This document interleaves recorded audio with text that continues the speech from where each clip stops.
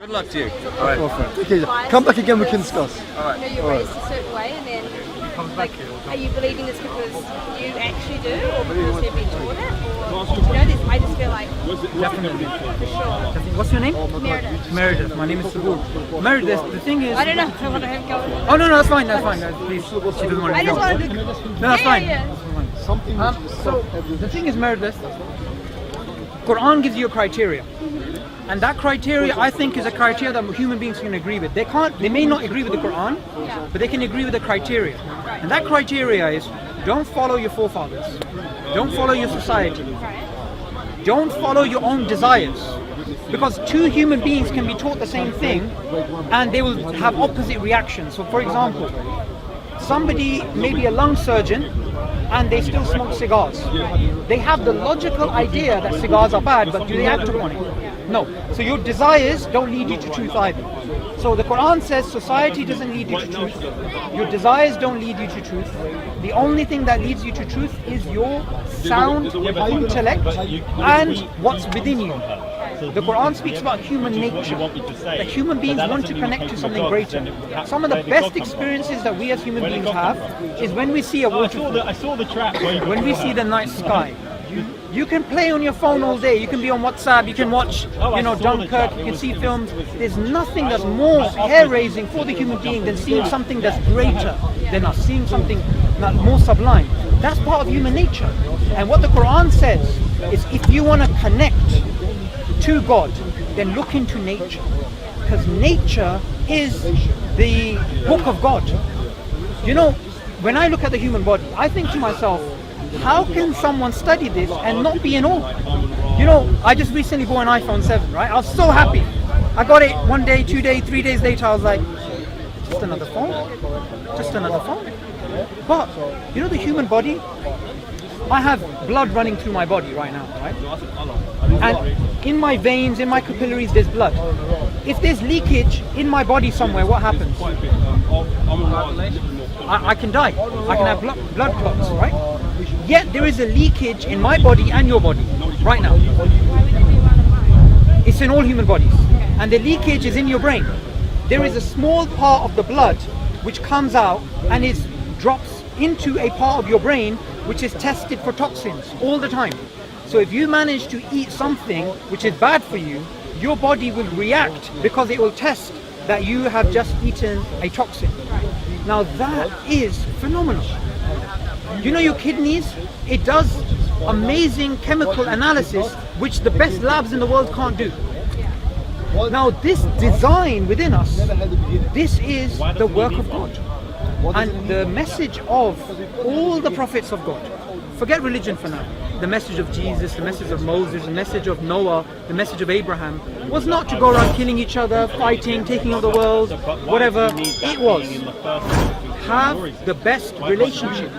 Because relationships is what makes you happy. So Meredith, if I was to give you $1 billion, what would you buy? I don't think. Well, I know where I think you're going to go with that, and I think it brings back to your iPhone. It's not about this internal happiness, and fulfillment or whatever. That's the money. It's not going to do anything. The quality of your life, and I'm going to make a claim, I could be wrong, is only dependent upon the relationships you have with other people, and with all our relationships in general. Right? Now, if I gave you $1 billion and you could buy whatever you want, but no human beings to share that experience with, you'd be upset. Now, Islam teaches, the Prophet Muhammad, peace be upon him, said, I came only, that's what he said, to perfect manners. I only came to help you with your relationships. So in Islam, the quality of your life is dependent upon the quality of your relationships. The best relationship you can have is with the one who created you. And after you have the relationship with the one who created you, Islam and all the prophets of God, they taught to have a good relationship with the environment and with other people. Because you were in your mother's womb for 9 months. I didn't know you. Your husband didn't know you if you're married. Your friends didn't know you. And when you die and you go in your grave, you're going to be on your own. So you came from a womb and you're going to go into a tomb. And in between this time, the only common denominator, the only person that was present when you were in your mother's womb and when you will be in your grave is God. And if you have a relationship with God, God will show you signs that will lead you to happiness, that will lead you to tranquility, that will lead you to truth. We as Muslims, we don't believe in blind belief. We don't believe, oh, I'm raised in a Muslim family, so therefore I'm Muslim. Well, I'm going to say to this guy, why don't you become Muslim? We believe the best way at arriving at truth is to use your mind and to use your relationship with God and ask Him for guidance. Do you mean to say that atheists and all the people don't have mind? That's a good question. The thing is, I can be rash.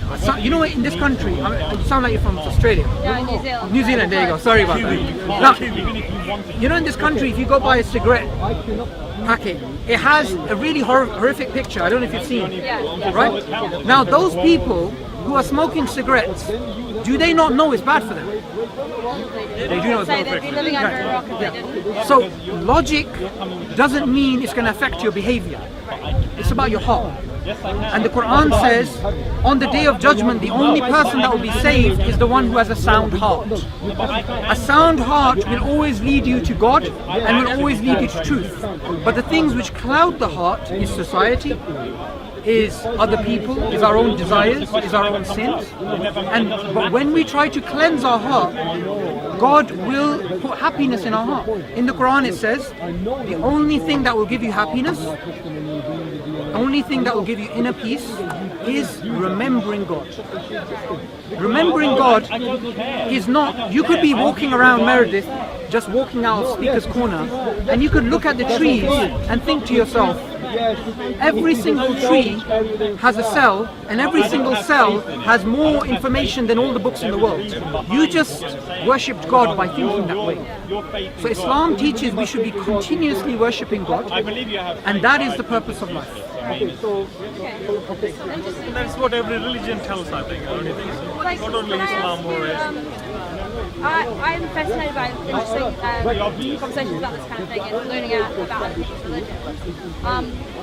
I wouldn't say necessarily that I have one, but I'd love to hear about other people's views. And what's your opinion on all the others? Like, where do you sort of stand in your beliefs? Now, I'm going to make a claim, but I can't justify the claim in this short time. No, that's fine. And I want you to investigate that in your own time. Yeah, that's all self-discovery. Yeah. Now, all human beings, the Prophet Muhammad said, are born upon a natural state. The natural state is a good state. It's not a bad state. So in Islam, we believe in presumption of innocence, and we always have. Even within here in Europe, about 500 years ago, if I accused you of being a witch, you would have to prove you're not a witch. But in Islam, every human being is innocent until they're proven guilty. Why? Because human beings are fundamentally good. So the Prophet Muhammad said, every human being is born upon a natural state, but it is their society which changes them, for good or worse. Now, all religions, fundamentally, I believe, not all religions, I would say most religions, originally came with the same message. I can't justify that in this short period of time, but I'll give you some evidence for it. For example, in ancient India, we had the Hindu religion. The Hindu religion fundamentally taught there's one God, and you should worship God alone, and you shouldn't make idols. This is what it says in the Vedas, the book of the Hindus. I don't think the Vedas is... I can't justify this right now, let me just complete this sentence, Because you are right? quoting something Now, which is not true. okay. Veda says Maya, there is no God in Hinduism. Okay, in the Persian religion, we have the prophet Zoroaster, Zoroasterism. Ancient Zoroaster religion taught you should only worship God alone. And today, Hindus worship idols and Zoroasters worship fire.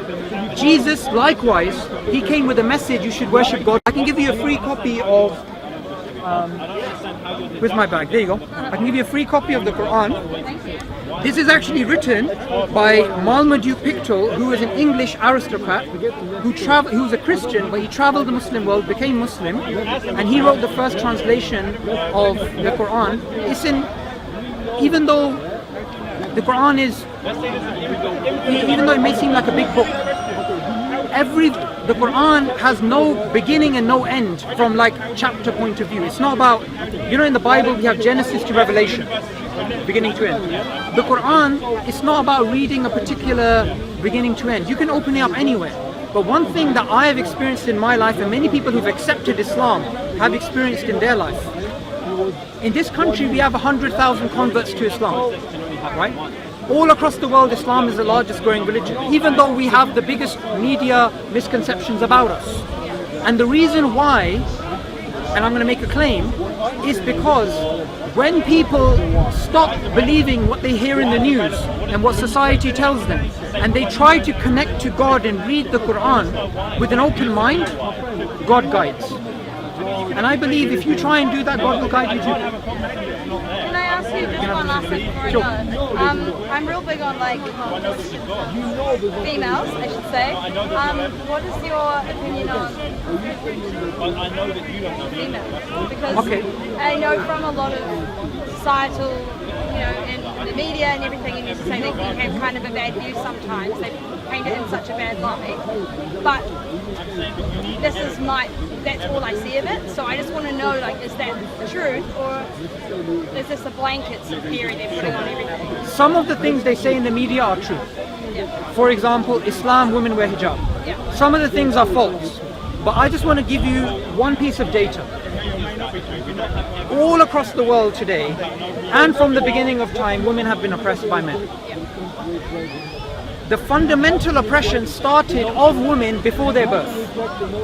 Even in my own country, Pakistan, and originally India, and even in most of the world today, except the Western world, most of the world today, if somebody finds out they have a female child when they're pregnant, they sometimes have abortions or they're very upset. Even in my own country of Pakistan, because people are very ignorant. In India, every single year, there's 1 million abortions of females. Statistically, women have always been more than men, but in India, that statistic is more men than women because of abortions.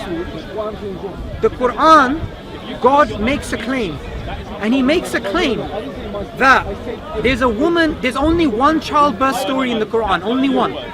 There is a woman who's pregnant, and this woman who's pregnant, she's about to give birth. And when she's about to give birth, and she gives birth, a female baby comes out. And she cries out to God and says, why have you given me? Oh my God, this is a girl. I wanted a boy. And God says, the female is not like the male. And God is saying in that verse that the qualities of a female are qualities that a male doesn't have. And we believe in Islam there's qualities males have which females don't have.